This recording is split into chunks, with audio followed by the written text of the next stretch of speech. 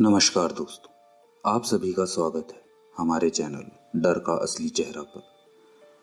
आज की वीडियो में मैं आपको एक ऐसी कहानी सुनाने जा रहा हूँ जिसे सुनकर आपको यकीन नहीं होगा, पर आप सोचने को मजबूर हो जाएंगे। चलिए कहानी शुरू करते हैं। मेरा नाम अरविंद है। मैंने अभी 12वीं कक्षा पास की है। मैं पढ़ाई में बहुत ज़्यादा अच्छा नहीं हूँ। मैंने कैसे जैसे एग्ज़ाम दी थी और बड़ी मुश्किल से गिरते पड़ते पास हुआ था। ऐसा नहीं है मैं हर चीज़ में बेकार हूँ। मैं स्पोर्ट्स में बहुत अच्छा हूँ। मैं स्कूल के सारे खेल खेलता था, पर हर भारतीय लड़के की तरह मेरा भी पहला प्यार क्रिकेट ही था। मैं हमारी स्कूल टीम का हिस्सा था। उस टीम का कैप्टन मेरा ही दोस्त रोहित था। हम दोनों हमेशा साथ रहते थे। हम दोनों ने हमारी स्कूल टीम को बहुत से मैच जितवाए थे, इसलिए हमें स्कूल के ज़्यादातर स्टूडेंट जानते थे। जब किसी के गांव में या आसपास में कोई टूर्नामेंट होता तो वो लोग हमें उनकी टीम से खेलने को बुलाते थे। हम दोनों की पहली शर्त ये होती थी कि हम दोनों साथ ही खेलेंगे। ये घटना तब की है जब हमारे एग्ज़ाम ख़त्म हो चुके थे। मैं और रोहित स्कूल के ग्राउंड में मैच खेल रहे थे। वहाँ एक दुबला सा लड़का हमारे पास आया। उसने अपना नाम इरफान बताया। हम दोनों ने इससे पहले स्कूल में कभी नहीं देखा था। उसने बताया कि वो पास के ही एक गांव में रहता था और इस साल स्कूल में नया एडमिशन लिया है। उसने हम दोनों को कहा कि हमारे गांव में एक टूर्नामेंट होने जा रहा है, तो हम गांव की एक टीम बनाने जा रहे हैं।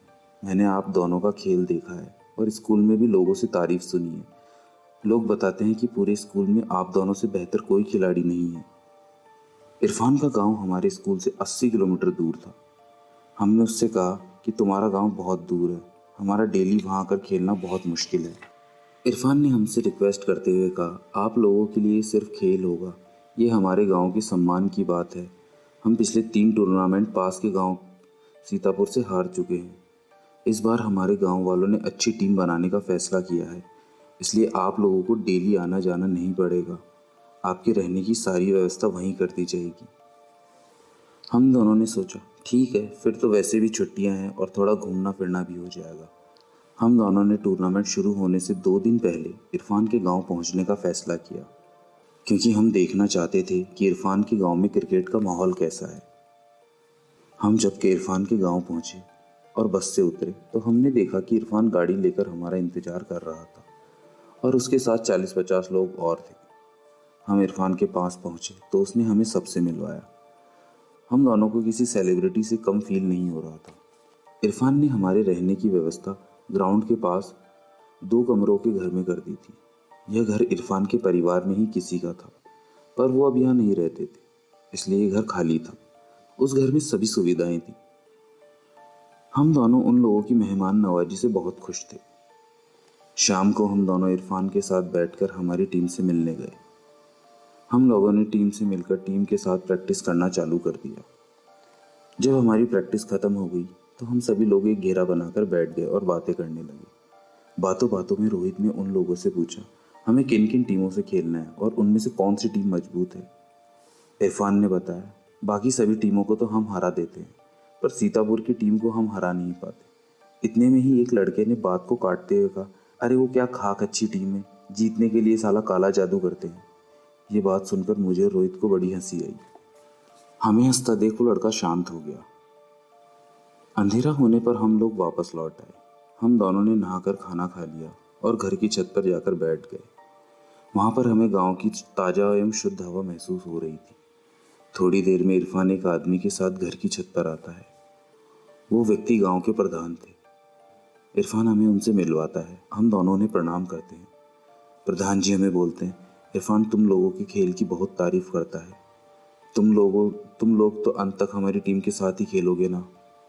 हम दोनों को ये बात थोड़ी अजीब लगी। मैंने कहा, हम यहाँ आपकी टीम से ही तो खेलने आए हैं। प्रधान जी घूमते हुए बोले, बोलते तो सभी यही हैं और फिर पता नहीं कहाँ चले जाते हैं। ये बात बोलकर प्रधान जी वहाँ से चले गए। जब से हम गांव में आए थे सभी लोगों ने हमसे बहुत प्रेम से बात की थी। प्रधान जी पहले व्यक्ति थे जिनका रवैया थोड़ा रूखा था। हमने इरफान से पूछा, क्या हुआ, प्रधान जी को हमारा यहाँ से खेलना पसंद नहीं है क्या? इरफान ने कहा, ऐसा नहीं है, प्रधान जी ने ही मुझे कहा था स्कूल से अच्छे खिलाड़ी बुलाने के लिए, पर पिछली 2 बार से एक अजीब घटना हमारे साथ घट रही है। हमारा टूर्नामेंट में जो भी बेस्ट प्लेयर होता है वो सीतापुर से होने वाले मैच से पहले कहीं चले जाते हैं। हमने पूछा कि कहाँ चले जाते हैं। इरफान ने कहा कि हमें भी नहीं पता, पर फिर 2-3 दिन बाद आते हैं और बिना किसी से बात किए अपने अपने घर चले जाते हैं। इरफान ने हमारे पास आकर दबी आवाज़ में कहा, मैंने सुना है शायद वो दोनों अब इस दुनिया में भी नहीं है और इत्तेफाक से दोनों की मृत्यु खून की उल्टी आने से हुई है। इसलिए ही सब ये मानते हैं कि सीतापुर की टीम काला जादू करती है। इरफान की बात सुनकर हमें थोड़ा डर तो लगा, पर यह काला जादू वाली बात हमें बेतुकी लगी। हमें लगा कि ये अपनी हार के कारणों पर पर्दा डालने के लिए ऐसी कहानी सुना रहे हैं। एक दिन बाद टूर्नामेंट स्टार्ट हो गया। हमारा पहला मैच हम आसानी से जीत गए। उस मैच में रोहित ने 83 और मैंने 52 रन बनाए। अगले 2 मैच भी हम आसानी से जीत गए। अब हम सेमीफाइनल में आ गए थे। हमारा मैच सीतापुर की टीम से होना था। टूर्नामेंट में रोहित सबसे ज़्यादा रन बनाकर सबसे आगे चल रहा था। मैं सिर्फ पहले मैच में ही अच्छा खेल पाया था। सीतापुर से हमारा मैच 2 दिन बाद था। जब हमारा आखिरी लीग मैच खत्म हुआ, उस समय मैंने एक आदमी को बार बार रोहित के पास आता हुआ देखा। वो रोहित से बात करने की कोशिश कर रहा था। रोहित उसे बार बार इग्नोर करने की कोशिश कर रहा था। थोड़ी देर बाद वो आदमी वहां से चला गया। उस रात हम घर आकर सो गए। तब तक सब कुछ नॉर्मल था। लगभग आधी रात को मेरी नींद खुली। मैंने देखा रोहित वहां नहीं सो रहा था और उसने जो कपड़े पहन रखे थे वो फर्श पर गिरे पड़े थे। मैं थोड़ा चौंक कर खड़ा हो गया और रोहित को आवाज़ लगाने लगा, पर उसने कोई जवाब नहीं दिया। मैं उसे ढूंढता हुआ छत पर गया तो मैंने देखा रोहित छत के कोने में खड़ा है। उसने कोई कपड़ा नहीं पहन रखा है। उसके चेहरे और शरीर पर राख लगी हुई थी और वो सिर्फ नीचे देखकर बड़बड़ा रहा था। वो बोल रहा था कि मैं आ जाऊंगा, मैं आ जाऊंगा। मैं जल्दी से रोहित के पास गया और उसे झकझोरते हुए कहा, रोहित यहाँ क्या कर रहे हो? रोहित एकदम से होश में आया। मैं उससे फिर से पूछता हूँ, यहाँ इस हालत में क्या कर रहे हो? रोहित बोलता है, मुझे कुछ समझ नहीं आ रहा, मैं यहाँ क्या कर रहा हूँ। मैं कुछ भी नहीं करना चाहता था, पर मुझे ऐसा लग रहा था कोई मुझे रिमोट से चला रहा है। मुझे और रोहित को इरफान के काले जादू वाली बात याद आई। हम दोनों जल्दी से नीचे आ गए और रोहित नहाने चला गया। मैंने जल्दी से इरफान को फ़ोन मिलाया और उसे सारी बात बताई। मैं आता हूँ, ये बात बोलकर इरफान ने फ़ोन रख दिया। थोड़ी देर में इरफान अपने साथ प्रधान जी को ले आता है। प्रधान जी और इरफान मेरी बताई हुई बात से बहुत ज़्यादा चिंतित दिख रहे थे। प्रधान जी रोहित से पूछते हैं, क्या किसी ने तुम्हारा बाल काटने की कोशिश की या कोई नुकीली चीज़ तुम्हें चुभाई हो? रोहित थोड़ी देर सोचता है पर उसे कुछ याद नहीं आता। एकदम से इरफान पूछता है, मैच के बाद जो आदमी तुमसे बात कर रहा था वो कौन था?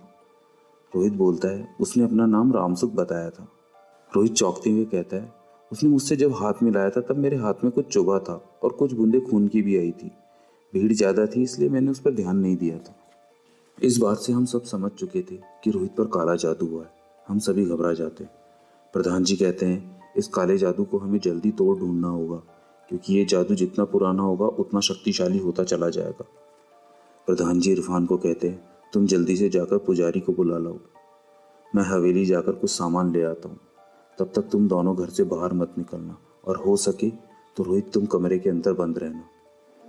प्रधान जी और इरफान चले जाते हैं। रोहित एक रूम में चला जाता है और मैं दरवाजे को बाहर से बंद कर देता हूँ। थोड़ी देर बाद इरफान और प्रधान जी पुजारी जी के साथ घर आते हैं। हम सभी उस कमरे में जाते हैं जिसमें रोहित था। वहाँ का नज़ारा देखकर हम सभी की आंखें खुली की खुली रह जाती। वहाँ फर्श पर रोहित के पहने हुए सारे कपड़े पड़े थे और पीछे की खिड़की टूटी हुई थी और रोहित उस कमरे से गायब था। पुजारी जी बोलते हैं, शायद रोहित पर किया गया काला जादू बहुत जोर दे रहा है।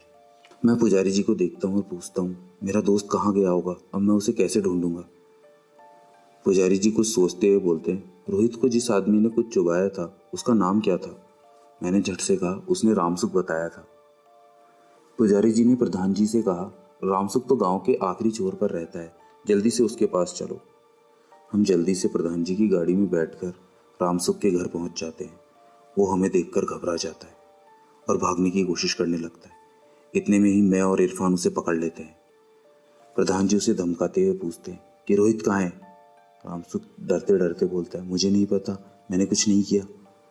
प्रधान जी उसे जोर का तमाचा लगाते हैं और उसके बाद रामसुख बताना चालू करता है। रामसुख ने बताया, सीतापुर गांव के मुखिया तंत्र विद्या जानते हैं और वो बहुत सी काली शक्तियों की पूजा करते हैं। उन्होंने ही मुझे रोहित के खून की बूंदें लाने को कहा था और अगर मैं उनका ये काम नहीं करता तो उन्होंने मुझे और मेरे परिवार को मारने की धमकी दी थी। पुजारी जी ने कहा, मुझे लगता है रोहित पर वशीकरण किया गया है। रामसुख ने आगे बताया, मुखिया जी अपने घर पर काला जादू नहीं करते हैं। वे गांव के पीछे जंगल में एक छोटा सा खंडर है, वहां करते हैं। मैंने चिंतित होते हुए कहा, तो फिर रोहित भी वहीं होगा। सभी मेरी बात से सहमत हुए। हम सभी जल्दी से उस स्थान की ओर निकल गए। हम जैसे ही सीतापुर पार करने वाले थे तब पुजारी जी ने हम सभी को मंत्रों से सिद्ध किया हुआ एक धागा दिया और कहा, इसे अपने आप से दूर मत करना, ये काली शक्तियों का असर तुम पर पड़ने से रोकेगा। हमारी गाड़ी गांव की अंतिम सड़क को पार करके जंगल में प्रवेश करने को ही थी। हमें आगे घना जंगल दिख रहा था। जंगल के पेड़ों को देखकर एक उदासीनता और भय का अनुभव हो रहा था। ऐसे लग रहा था जैसे पेड़ों पर भी काला जादू किया गया हो, और वो बात उस जंगल को और ज्यादा भयानक बना रही थी। हम जैसे ही जंगल में घुसे, एक बड़ा सा पेड़ हमारी गाड़ी पर आ गिरा, जिससे हमारी गाड़ी उससे टकरा गई और पलट गई। मुझे और इरफान को चोट कम लगी थी। प्रधान जी और पुजारी जी जो आगे बैठे थे, इस कारण उन्हें चोट ज़्यादा लगी थी। हमने अपने आप को संभाला। मैंने इरफान को पुजारी जी और प्रधान जी को सुरक्षित घर ले जाने के लिए कहा और कहा कि वो और मदद लेकर आए, मैं रोहित को ढूंढता हूँ। मैं रामसुख की बताई हुई दिशा में आगे बढ़ता गया। जैसे जैसे मैं जंगल में बढ़ रहा था, जंगल और ज़्यादा भयानक होता जा रहा था। जंगल में सामान्य तो शांति थी, पर थोड़ी थोड़ी देर में जानवरों के रोने की आवाज़ आ रही थी, जो कि माहौल को ज़्यादा भयानक बना रही थी। मैं हिम्मत करके आगे बढ़ता गया। मुझे ऐसा लग रहा था कि कोई मेरे ऊपर नज़र रख रहा है। मैंने कई बार घूमकर देखने की कोशिश की, पर मुझे कुछ दिखाई नहीं दिया। एक जगह मैंने एक खंडर में से धुआं निकलते देखा, और उसे देखकर मुझे अंदाजा हो गया कि यही वो जगह है जहाँ पर मेरा दोस्त मिल सकता। मैं बिल्कुल चुपचाप उस खंडर में प्रवेश कर गया। वो खंडर जंगल का दुगना भयानक था। उसकी दीवारों पर जगह जगह इंसान और जानवरों के कंकाल लगे हुए थे। जमीन पर कई जगह हड्डियों के ढेर लगे थे। दीवारों में से पेड़ों की जड़ें निकल रही थी। ऐसे लग रहा था दीवारें सिर्फ इन जड़ों की वजह से ही टिकी हुई है। मैं आगे बढ़ता गया। आगे जाकर मैंने देखा तो मेरी आंखें खुली की खुली रह गई। मैंने देखा एक 70 साल का आदमी शेर की खाल पहनकर एक अग्निकुंड के सामने बैठा है। उसने अपने शरीर पर भस्म रगड़ रखी है। उसके पास में एक कटोरा पड़ा है जिसमें लाल रंग का पदार्थ था। मुझे तो वह खून ही लग रहा था। वो आदमी ध्यान में लीन था। उसने अपनी आंखें खोली और खड़ा हो गया। जब वो खड़ा हुआ तो मुझे उसका चेहरा दिखा। ये चेहरा मैंने मैदान में देखा था, तो मैं समझ गया ये मुखिया ही होगा। उस आदमी ने वो खून का कटोरा उठाकर थोड़ा सा खून पी लिया और थोड़ा अपने शरीर पर लगा लिया। वो बाकी का खून लेकर दूसरी तरफ जाने लगा। मैं छुपते हुए उसके पीछे पीछे जाने लगा। वो एक इंसान पर खून डाल रहा था। मैंने गौर से देखा तो वो रोहित था, बिना कपड़ों के नीचे लेटा हुआ था। वह नज़ारा देखकर एक बार तो मेरी आत्मा मेरे शरीर को छोड़ने वाली थी, पर मैंने हिम्मत जुटाई और खुद को संभाला। मुखिया ने रोहित को खून से नहलाने के बाद वहीं पर बैठ गया और कुछ मंत्रों का जाप करने लगा। वो रोहित के शरीर पर छोटी छोटी पिन चुभा रहा था। हैरत की बात यह थी, रोहित दर्द से चीख नहीं रहा था, पर बहुत जोर जोर से छटपटा रहा था।